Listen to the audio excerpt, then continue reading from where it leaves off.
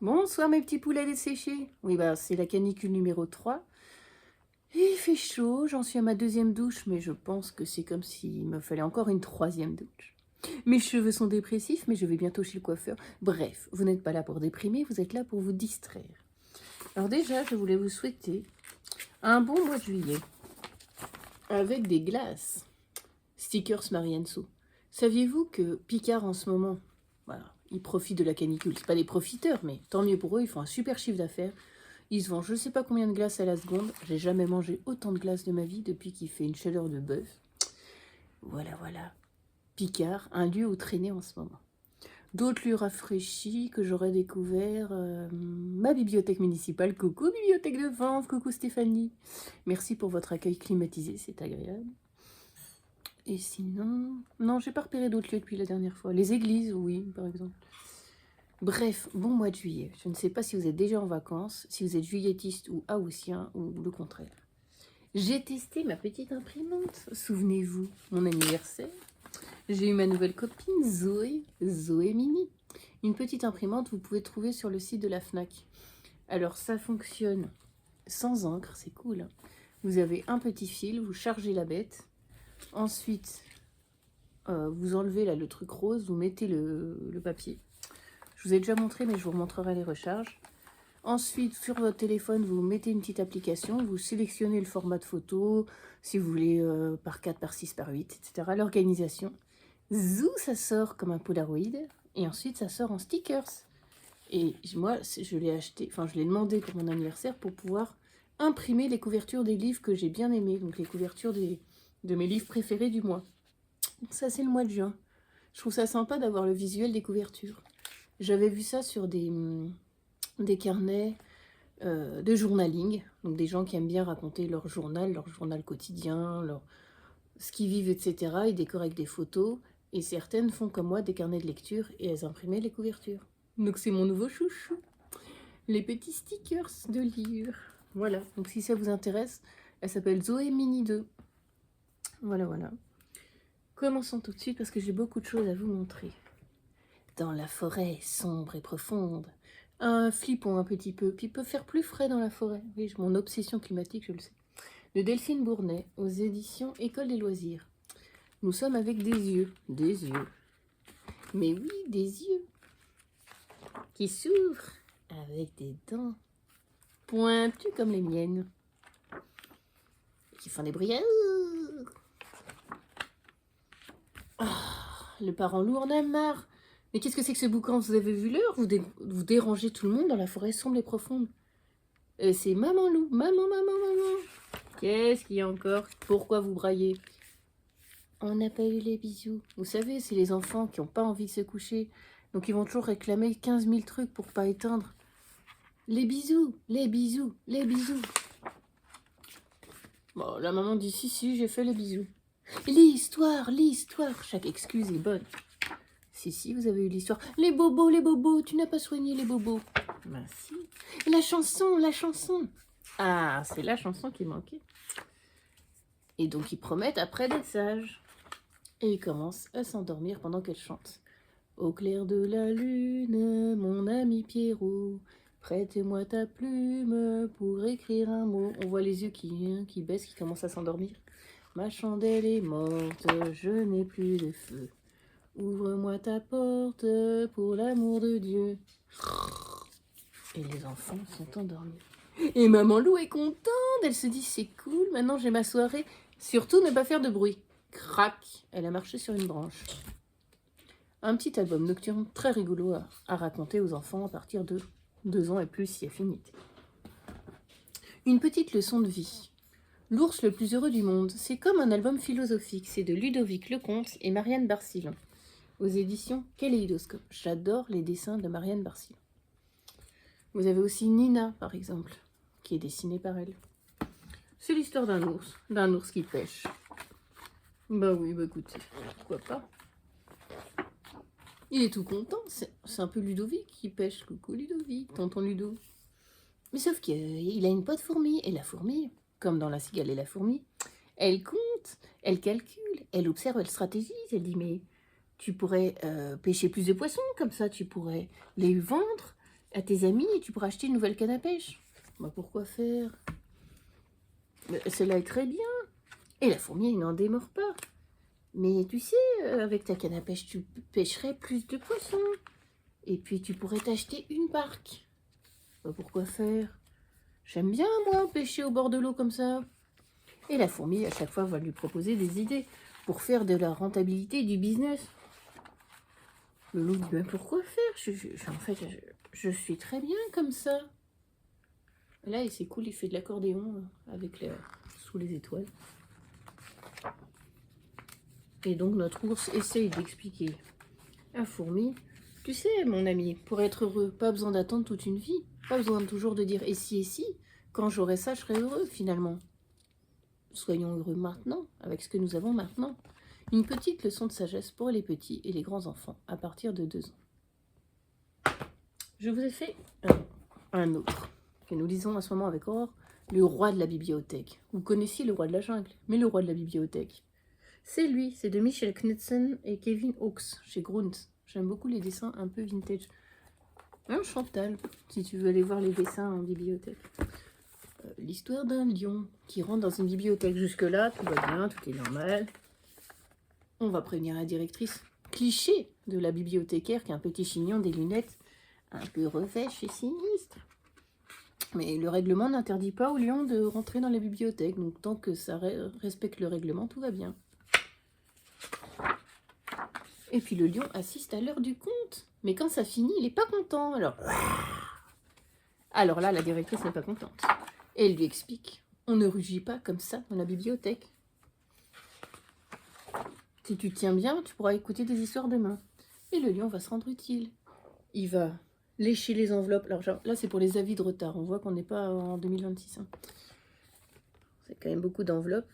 Il époussette les étagères avec sa queue. Il aide les enfants à attraper les livres. On rêve d'avoir un lion en bibliothèque. Il porte les livres dans des petits paniers. Ça fait les choux, quoi. Et un jour où il est derrière la directrice, celle-ci tombe de son tabouret, les pattes en l'air. Et là, elle lui dit, va chercher Monsieur Dubourdon. Alors le lion s'est dit, j'y vais. Il fait, genre, il y a un problème, quoi. L'autre dit, non, mais ça va pas. On rugit pas, tu sors de la bibliothèque. Puis il va voir la directrice en disant, le lion a rugi, c'est interdit.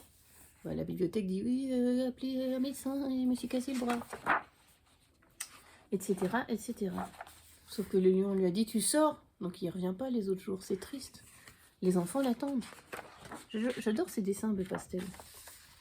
La directrice est triste. Elle attend le lion. Alors le collègue va chercher partout le lion. Et il lui dit, tu sais, tu peux revenir à la bibliothèque. On peut rugir dans les cas d'extrême urgence. Donc c'est ce que tu as fait, c'est parfait. Et voilà notre chouchou qui revient à la bibliothèque. Un album tout doux, tout tendre, à lire à partir de 2-3 ans. Ah oui, je vous disais, j'ai fait une sélection un peu rafraîchissante pour la canicule. Bravo Maman Manchot de Chris Houghton chez Thierry Magnier. Je vous avais présenté Un peu perdu, avec une chouette qui tombe de son nid et un écureuil qui dit très serviable pour retrouver sa maman. Et voilà, c'est un album sur l'admiration d'un manchot pour sa mère. Où est-ce qu'elle va, maman? Bah, elle va chercher le dîner. Bah oui, c'est comme ça. Bon, bah, le papa et le fiston vont observer la mère qui va chercher le dîner. Et chercher le dîner pour un manchot, c'est pas réchauffer une pizza. Hein. On va dans l'eau, on capture des poissons. Il faut remonter. À chaque fois, il est hyper fier de sa mère. Il dit, mais elle va revenir. Bien sûr qu'elle va revenir. Elle saute hors de l'eau. C'est assez joli, ces caméliots de bleu. Maman, elle est trop forte pour sauter, dit bébé manchot. Mais elle va revenir bientôt, pas vrai? Bien sûr qu'elle va revenir, répond papa manchot. Mais après, il faut remonter la pente. Parce que chez les manchots, aller chercher la nourriture, c'est compliqué. Et après, faut passer devant le phoque, Non, c'est un ours, pardon. Non, c'est quoi? Mais si, pardon. Il faut passer devant les phoques sans les réveiller. Et si le phoque est réveillé, il faut tracer. Et la maman tombe dans l'eau. Mon Dieu, mon Dieu, mon Dieu, que va-t-il se passer? Mais super maman ressort de l'eau et retrouve sa petite famille. Bravo maman Manchot, elle peut tout faire. Et là le petit il est trop fier de sa mère qui lui a ramené un poisson puis il dit j'en veux un autre. Ça va être compliqué. Pour les enfants manchots, pour les gens qui aiment le poisson à partir de 2-3 ans. Aurore me posait des questions sur l'eau. Vous connaissez sûrement, je vous ai déjà présenté ces petites collections, mes petites questions. Bon là c'est 6-8 ans, on s'en fiche un peu. Sur l'eau, c'est très bien fait. Alors là c'est des questions. D'où vient l'eau du robinet? Qu'est-ce qu'un château d'eau? Est-ce qu'on peut rester au sec sous la pluie? Bah, si on a des bottes en caoutchouc, oui. Et d'où vient l'eau des rivières? Le cycle de l'eau qu'on apprend à l'école. L'eau qui s'évapore, l'eau qui se transforme en nuage, l'eau qui tombe, l'eau qui va dans les rivières, le bibli, bibli. Pourquoi est-ce qu'on doit boire de l'eau? Et pas du coca ou du brascola? Pourquoi on arrose les plantes? Pourquoi l'eau de mer est salée? Et à chaque fois, c'est une question avec des réponses assez faciles, assez intéressantes. Pourquoi est-ce qu'on se lave? Est-ce que l'eau a du goût? Etc., etc. Un petit documentaire pour découvrir l'élément le plus important sur notre planète, je pense, l'eau. En rafraîchissement, pas de panique, petit crabe. Alors oui, c'est encore Chris Houghton, le même auteur que Manchot et du bébé pingouin, Thierry Magnier. Alors au début, le graphisme, j'aimais pas trop. Finalement, je m'y fais. Ces petits crabes et grands crabes, très grands crabes, qui vivent dans une simple mare. Aujourd'hui, ils vont voir l'océan. Parce que petit crabe, il n'a jamais vu l'océan. On arrive. Attention, attention, attention. Attention, la vague de cousaille arrive. Et splash! D'où l'intérêt en lisant de faire des chut pour mimer les vagues. Une autre vague, etc. Et splash! À lire au bord de la mer ou pas. Et du coup, petit crabe, il fait ouais, on rentre, enfin voilà. C'est un peu stressant quand même. Jusqu'à ce qu'une grosse vague et il passe en dessous. Il décide d'aller sous la vague, dans l'eau, de plonger. Et là, petit crabe découvre le monde merveilleux, le monde sous-marin, les poissons, les plantes sous-marines, les coraux, les algues. Et du coup, il aime bien l'océan. Ça fait un peu peur, mais finalement, c'est beau. Il ne veut pas rentrer, hein. Finalement, c'est bien. Alors ça, c'est un peu caractéristique des enfants, crabe ou pas crabe. L'enfant qui veut pas rentrer dans le bain vous fait sa crise. Puis l'enfant ne veut plus sortir du bain, qui fait sa crise. Un petit crabe, c'est pareil, il veut pas aller dans l'océan. Et après, il veut pas sortir. Et il va prendre la route d'en dessous et découvrir le monde sous-marin. D'ailleurs, à propos de monde sous-marin, oui, c'est un peu abîmé. Je sais pas vous, mais moi, j'adorais l'émission Thalassa, qu'il y avait il y a un certain nombre d'années. Je sais pas si ça se donne encore, entre guillemets, à la télé. J'adorais surtout le générique. Dans le générique, on voyait... C'était que... je sais pas comment on appelle ça. De la métamorphosie. Genre un coquillage qui se transforme en bateau, qui se transforme en... Je vais dire en navire, oui, c'est en bateau. Qui se transforme en poisson, qui se transforme en... Plein de choses de la mer qui se transforment jusqu'à aboutir à Thalassa. Thalassa, qui en grec, je crois, veut dire déesse de la mer. Dites-moi en commentaire. Bref, j'aimais beaucoup Thalassa. On apprenait plein de trucs. Pour les un peu plus grands, après cette sélection qui nous a beaucoup rafraîchis, le lys du ciel. Je cherche mes notes, oui. De Lee Gum-Lee, aux éditions Albert Michel Jeunesse. Admirez-moi, ça brille. Oui, Rose, ça se passe en Corée du Sud. J'ai pensé à toi quand j'ai pris ce bouquin. C'est l'histoire de Mireux, elle a 12 ans. Et ses parents divorcent. Et du coup, sa mère s'installe à la campagne. Elle va tenir un dispensaire, elle est infirmière. Ben, Mireux, c'est une fille de la ville. Elle n'a pas du tout envie de se morfondre et de s'ennuyer dans la campagne. Petit à petit, elle va faire connaissance des 2 autres enfants du village, parce qu'il n'y en a pas beaucoup. De Baou, qui ne parle pas. Pourquoi? Compliqué. Et de Sowi, une petite fille aussi, très différente d'elle. C'est un récit tout doux, d'une autrice coréenne. Alors, il y a marqué Autrice de plus de 50 titres, elle a contribué à l'explosion de la littérature jeunesse et à la naissance de la littérature pour jeunes adultes dans son pays. Déjà, moi, je n'ai pas tellement lu de livres coréens et de livres coréens jeunesse. Une découverte. En plus, c'est un récit sur des choses assez finalement communes à plein d'enfants sur Terre. Le fait de déménager, de se faire de nouveaux amis, l'inquiétude, est-ce que je vais m'habituer à ce nouvel endroit? Et ça me fait penser là justement au film, comment ça s'appelle? Totoro, Mon voisin Totoro de Miyazaki, où c'est un père et ses 2 filles. Je crois que la mère est malade justement. Enfin justement, pas justement. Et donc les 2 petites filles s'installent à la campagne, elles vont découvrir la nature, et puis elles vont découvrir Totoro, l'espèce de gros chat magique. Bref, c'est un peu l'hymne de la campagne. C'est l'hymne de nos campagnes, une chanson de Trio, si ça vous dit quelque chose. Bref, ça m'a fait penser à ça, Totoro, avec cette héroïne qui s'installe dans un nouvel univers qu'elle ne connaît absolument pas, très différent et pourtant qui a beaucoup de choses à lui apprendre. Un roman pour les enfants à partir de 9-10 ans. Non, pas tout de suite des goodies, non, vous attendrez un peu. Ah, je remercie les éditions Nathan et Gaël Lémon, puisque on m'a donné plutôt ces épreuves non corrigées pour un livre qui est paru, oui, bon, à paraître, il est paru, le 18 juin 2026 chez Nathan. Alors, il n'y a pas cette couve-là maintenant. Les épreuves non corrigées, c'est en édition, si j'ai pas de bêtises, le texte, on l'organise entre guillemets en livre, et ensuite on va le corriger, le revoir à un, et après il aura sa couverture définitive, son édition définitive, etc. Mais ce genre d'ouvrage, ça permet à des gens comme moi, très influents sur Internet, et le web, O-U-A-I-B bien sûr, le web, ça peut être des journalistes, ça peut être des chroniqueurs littéraires, ça peut être des bibliothécaires, des documentalistes, votre grand-mère, non, votre chien ne lit peut-être pas. Bref, de recevoir ça, de découvrir le texte à l'avance, et d'en parler, et de faire la promo aussi.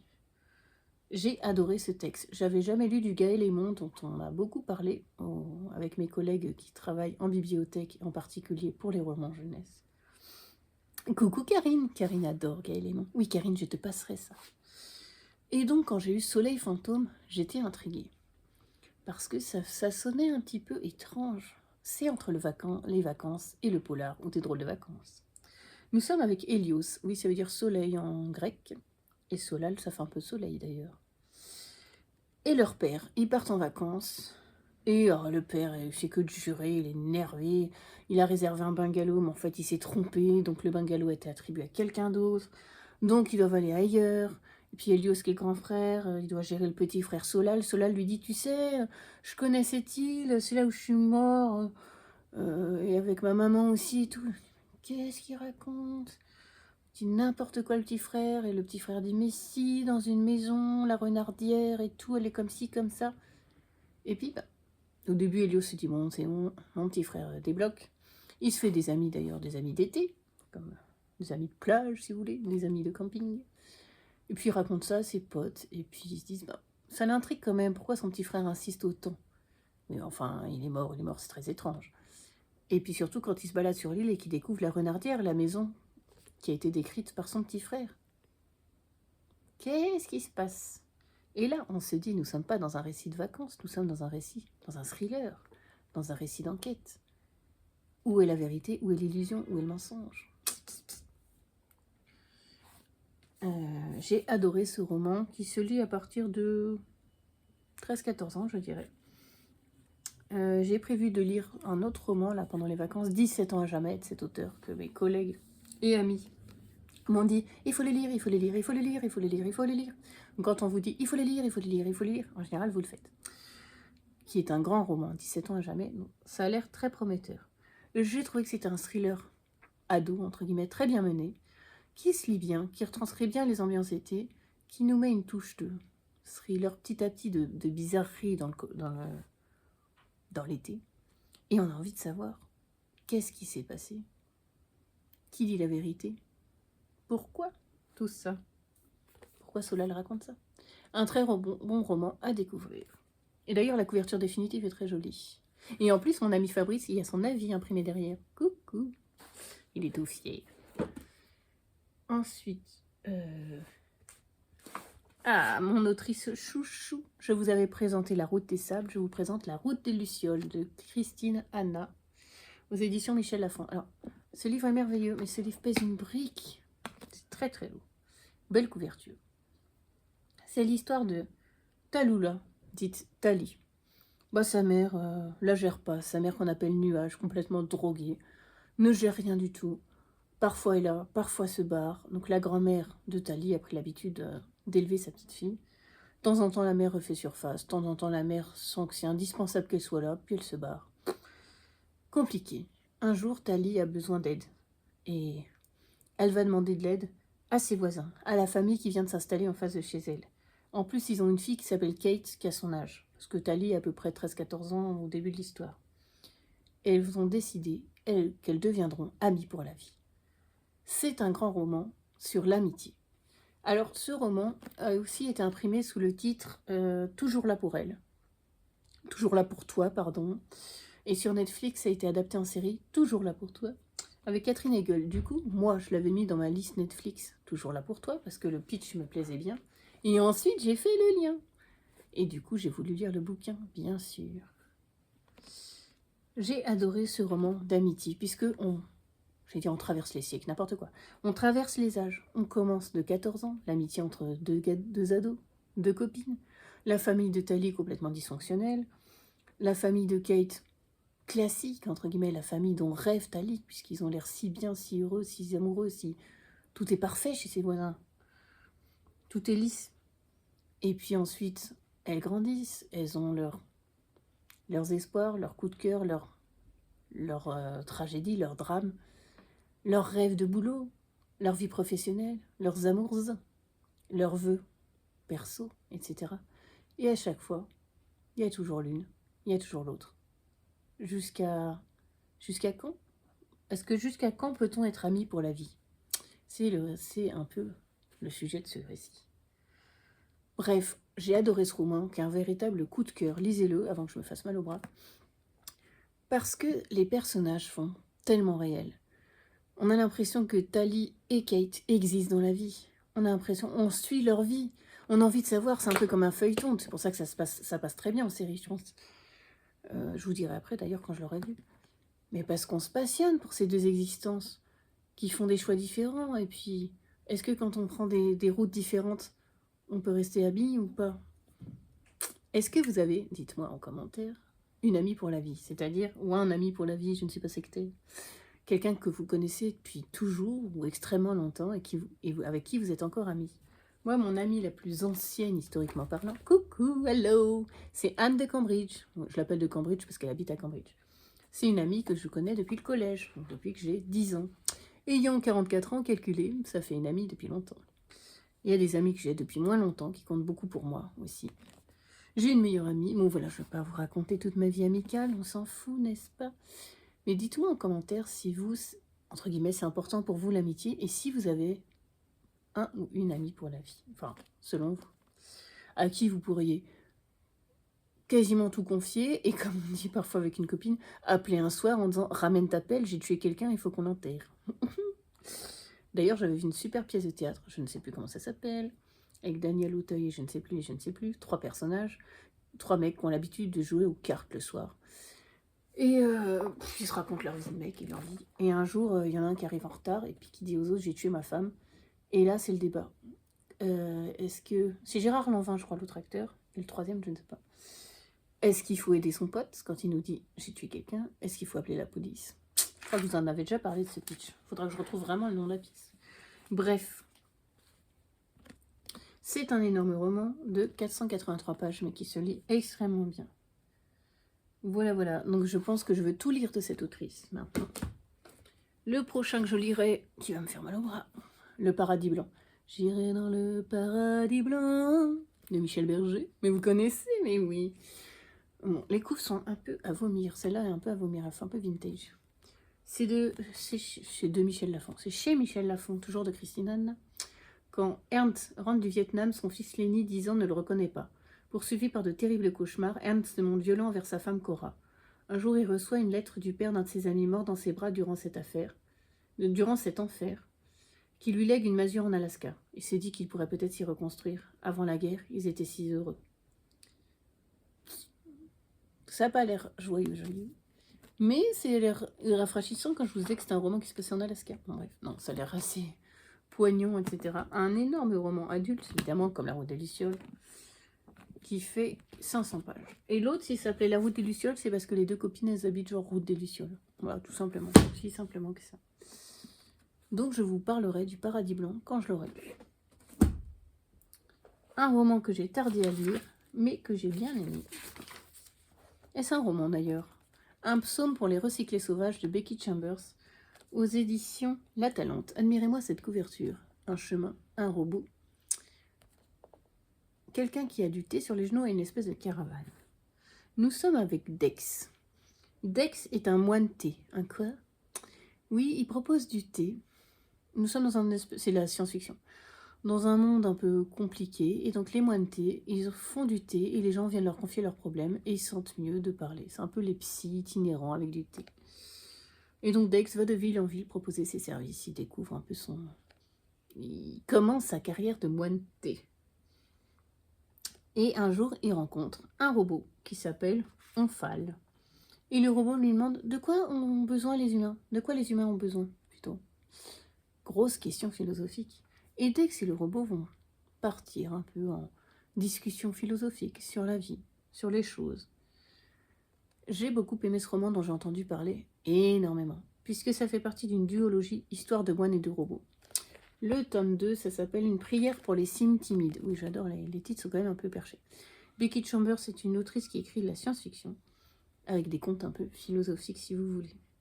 De quoi avons-nous besoin? Qu'est-ce que le bonheur? Le temps qui passe, les inquiétudes humaines, c'est ce dont le robot, qui n'a pas d'émotion, et Dex vont discuter. Et finalement, est-ce que le cocooning, l'art du thé, la nature, seraient des réponses sur le bonheur? Un peu comme l'ours qui pêchait tout à l'heure, qui était heureux, il n'avait pas besoin que la fourmi lui dise « Mais tu pourrais avoir plus, tu pourrais avoir plus !» Bah là, le robot, il se questionne pourquoi les humains ont l'air d'aller mal et est-ce que... Qu'est-ce qu'il leur faut? Et Dex se dit d'ailleurs, j'ai toujours l'impression que je pourrais avoir plus, mais quoi? Qu'est-ce que je cherche? Est-ce qu'il y a toujours quelque chose à chercher, en fait? Donc cette autrice fait beaucoup parler d'elle sur les réseaux sociaux. Les gens aiment beaucoup. Alors au début, mais ne ricanez pas. Dex est un moine robot, est un moine du thé non genré, c'est-à-dire que c'est un héros. C'est un Yel, comme on dit maintenant. Et donc de temps en temps on dit Dex, de temps en temps on dit Yel. Alors moi au début, qui suis un peu dans les choux, j'ai cru que Dex et Yel c'était deux personnages différents, je comprenais pas. Puis je me suis dit, ah mais non, au lieu de dire il ou elle, ou lui, ou là, ou le, ou là, c'est Yel. Voilà. C'est un moine robot. Je l'ai déjà dit 500 fois, non? D'ailleurs, c'est pas un moine robot, c'est un moine du thé. Aïe. Je pense que ça pourrait plaire à Séverine et Marianne, ce genre de récit, un petit peu de vie, de réflexion. Alors, j'essaye de vous trouver le passage sur le thé. Le rôle des moines de thé n'avait de secret pour personne, et Dex ne redoutait pas de se lancer. Servir le thé n'était pas sorcier. Les gens arrivaient à la roulotte avec leurs problèmes et repartaient avec une tasse fraîchement infusée. Dex avait maintes fois trouvé refuge dans des salons de thé, comme tout le monde, et Yel avait lu une foule de livres sur l'art de le servir. On avait fait couler des flots d'encre électronique pour décrire les traditions ancestrales qui pourtant se résumaient en quelques mots. Écoute les gens, serre-leur une infusion. Simple comme bonjour. Finalement, écouter les gens et boire du thé avec eux. Ne serait-ce pas le secret du bonheur? En même temps, je vois mes mèches. Bref, découvrez Becky Chambers. Découvrez les contes philosophiques en mode robot. Et je remercie Marie-Amélie qui me l'a envoyé, merci. Qu'est-ce que j'ai d'autre? Eh bien, les goodies. Oui, vous alliez partir, je le sais. J'ai beaucoup de goodies, comme c'était mon anniversaire, je sais, on va radoter. Alors, ma soeur m'a offert, non je ne puis pas, du gel douche grenade du Maroc. D'ailleurs, ce soir, c'est France-Maroc. Je ne sais pas si vous regardez le foot ou vous allez regarder mes gazouilles, j'espère bien. J'aime beaucoup la grenade en gel douche, ça sent hyper bon. Et j'ai acheté tout à l'heure cerise jasmin, ça sent hyper bon, j'avais jamais vu ce gel douche. Séverine. Ah oui, ça c'était les cartouches d'impression. Vous savez, pour ma petite Zoé Mini, là, mon imprimante. Ça se présente comme ça. C'est des petits sachets dedans, il y a le papier pour recharger votre imprimante. Alors ça coûte un peu un bras parce que sans sheets en anglais c'est des feuilles, ne voyez pas de vulgarité partout. C'est à peu près 50 €. Donc c'est un peu cher de la feuille, mais bon. Ça vaut le coup, ça vaut le coup. Je remercie Nastia et Alix qui m'ont offert sur ma wishlist ces romans que je mourrais d'envie de lire. Le format est assez marrant, c'est assez petit. Je sais pas combien il mesure. L'ADN, les enfants. Marie Aden, Le Protocole, édition du Gros Caillou. J'ai très envie de lire ce livre, c'est une dystopie pour changer. 2121. L'humanité a été soumise à une thérapie génique de masse pour survivre. Nous ne dormons plus. Ça vous parle, hein, les nuits canicules, enfin bon, bref, on s'en fout. Ceux qui ont un sommeil comme moi de merde. Restons polis. Un des effets secondaires est la production de bluéline, une hormone qui s'accumule dans notre organisme et nous rend violents. Mais Cryosalis a tout prévu, ils ont créé le protocole pour nous en débarrasser. Je suis Likakum, je suis la fille de Savdogar, patron de Cryosalis. Et ce que j'ai découvert pourrait sauver l'humanité ou la détruire. Un roman ado, je pense, à partir de 15 ans, qui fait 400 pages. Très joli objet. Je remercie Marianne, qui m'a offert sur ma wishlist L'aurore et la ronce de Georgia Layton chez Sabran. Sabran qui fait des réécritures de mythes. Admirez-moi, c'est Georges Sparge. Avec quoi? Un château. Un château ou un oiseau? Non, un château. Avant ton 17e hiver, je reviendrai te chercher. Alors mon sort prendra fin et tu mourras. Dans un château lointain, perché sur une île battue par les vents, un événement attendu par tout le royaume se produit enfin. L'accouchement de la reine. Selon la tradition, une cérémonie doit avoir lieu afin d'offrir des bénédictions au nouveau-né. Mais ce qui devait être une fête tourne au désastre lorsqu'une terrible malédiction s'abat sur l'enfant. Ça vous dit quelque chose, la Belle au bois dormant? Ceci n'est pas l'histoire d'un royaume qui sombre dans un sommeil enchanté. Ceci n'est pas l'histoire d'un prince charmant qui sauve une princesse sans défense. Ceci est l'histoire de 3 femmes qui concoctent un plan désespéré pour sauver leur protégé et bouleverseront le cours de leur vie à tout jamais. Les fées? Une réécriture de La Belle au bois dormant, pleine d'imagination, mêlant une atmosphère riche à des personnages enchanteurs, donnant une nouvelle vie pleine de fraîcheur à ce conte classique. Oui, Marianne, je te l'offrirai à Noël puisque tu es tellement tentée maintenant de le lire. Je vous dirai ce que j'en pense. J'adore les réécritures de contes. Je me suis acheté pour les vacances des petits coloriages. Mes petites vacances cosy. Coloriage fun et ensoleillé. Belly Bean Co, c'est chez qui? Dessin et Tolera, je crois que c'est Larousse qui fait ça. Donc par exemple, j'essaie de vous trouver des trucs sympas. C'est des petits coloriages avec des dessins tout mignons, là, tout cool. Qu'est-ce qu'on a d'autre? Surfer avec votre girafe. Voilà. À faire avec ou sans aurore. Je me suis commandé Douce France, cher pays de mon enfance. Coloriage cosy à la française. Donc c'est aussi Dessin et Tolera qui fait ça. Collection Jade Summer. Et alors j'adore parce qu'il y a plein de trucs bien. Bon, vous avez le défilé de mode. Vous avez peinture avec Monet. C'est sympa à peindre avec Monet quand même. Les bateaux mouches sur la Seine.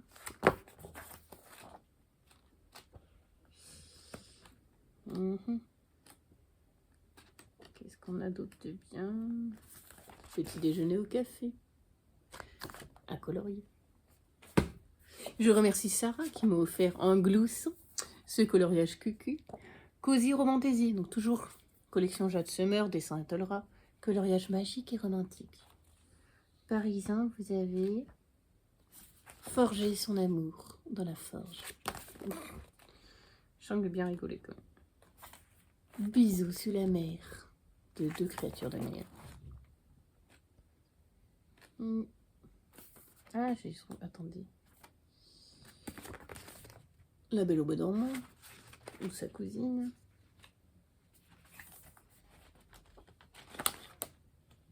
J'en avais trouvé, attendez. Tac, tac, tac, je me dépêche. Sérénade pour une sirène, si c'est pas beau. Bref, j'ai de quoi colorier. Je remercie Corinne qui m'a offert ce carnet ambiance Jane Austen. Petit carnet de notes. J'ai acheté donc mes stickers de juillet chez Marianso. Elle a fait une collection cerises, marque-page cerises. Moi j'aime beaucoup les cerises et aussi les clafoutis quand on enlève les noyaux. Ma soeur m'a offert 2 bracelets qui sont arrivés aujourd'hui. Ceci, oui j'ai 2 sœurs pour préciser. Ceci, je pourrais mettre mes petites perlouses. Une jupe, alors un peu épaisse, donc je pense que ça sera plutôt pour l'automne, mais jolie, jolie. Et ma soeur Blanche qui m'a envoyé, alors il y a un autre colis que je sais pas encore, sur ma wishlist. Oui, les albums de Briony Smith. Hein, Chantal, c'est beau. Chez Gallimard Jeunesse, l'histoire de la licorne. On aime, je vous avais déjà présenté. Par exemple, les licornes mangent des fleurs. On est genre en Irlande là. C'est magnifique ce qu'elle fait. Aïe mes doigts, c'est vraiment magnifique. Et la petite fée des bois. C'est un de ces récents. Bah, les fées sont pas très sympas, vous verrez. Hop, avec des petits champignons. On pourrait passer des heures à regarder les dessins de Briony Smith.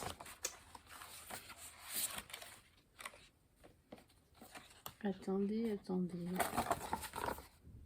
C'est chouette, hein. Je pense que je les aurai tous d'une manière ou d'une autre, tous ces albums. Écoutez, ah non, j'ai pas fini, je finis.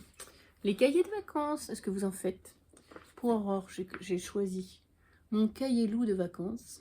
Donc c'est pour aller au CP. Mais elle aime bien faire, hein, ne criez pas à la torture d'enfant. C'est comme un petit cahier d'activité, elle est contente. Il y a des petits stickers, il y a de l'écriture. J'ai déjà fait pas mal de marques. Ces jeux de vacances, il y a même un crayon, elle va être contente. Donc c'est pareil, c'est des labyrinthes, un arc-en-ciel, des trucs, des machins. Moi j'ai choisi les Momélés, 500 Momélés. Bon, vous connaissez les Momélés. Il y a le mot à droite, il faut le retrouver dans la grille. Voilà, il y en a 500, ça peut, je pourrais le faire sur la plage. Ou en vacances en Slovénie. Oui, je vais en Slovénie. Je n'ai pas fait l'année dernière, mais Sarah, mon amie, ma meilleure amie, m'a donné spécial romance. Ça peut être drôle, un cahier de spécial romance. Qu'est-ce qu'on a? Lady Jane Austen. Campus romance. Bref, un peu. C'est assez drôle. Je pense des quiz, des trucs et tout. Et pour moi-même, j'ai sélectionné celui-là. Et si on lisait Martin Boujol, qui s'appelle La Nuit sur Rameau, sur Instagram, si vous voulez le suivre chez Solar. Alors, il y a plusieurs thèmes. Légendes, chevaliers et dragons. Donc, chaque fois, vous avez des petits jeux. Hein. Ça peut être comme des espèces de mots fléchés, des quiz. Qu'est-ce qu'on a? Je tombe pas sur les thèmes, évidemment. Ah. La BD. La littérature et la nature. C'est la première fois que je vois ce cahier, donc je sais pas si ça va me plaire. Mais... Le roman historique, mais il a l'air plutôt bien fait. La littérature et le cinéma. Et vous, dites-moi en commentaire, vous faites comme ça un peu des cahiers de vacances, je sais pas, des sudoku, des mots croisés, des mots fléchés, des coloriages, des je sais pas quoi. Voilà. Écoutez, j'ai beaucoup parlé. Je vais boire ma petite gourdinette et je vous souhaite une bonne soirée. Fraîche si possible, un peu d'air. À bientôt.